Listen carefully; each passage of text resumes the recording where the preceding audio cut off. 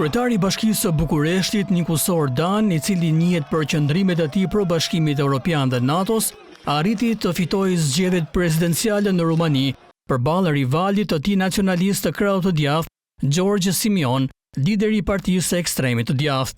Me 100% të votave të numëruara në orët e para të 19 majit, Dan siguroi mbi 53.6% të votave në balotazh përballë Simion, që siguroi 46.4% të votave sipas Komisionit Qendror të Rumanisë. Ne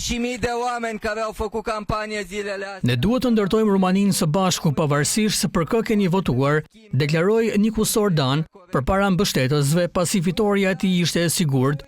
We lost the second round of the elections here. Simion pasi fillimisht pretendoi fitoren, e pranoi humbje në orët e para të 19 majit, duke zbutur frikën për një përplasje të mundshme. Rreth 11.5 milion rumun votuan në balotazhin e së dielës dhe Dan tërhoqi mbështetjen e më shumë se 6 milion prej tyre.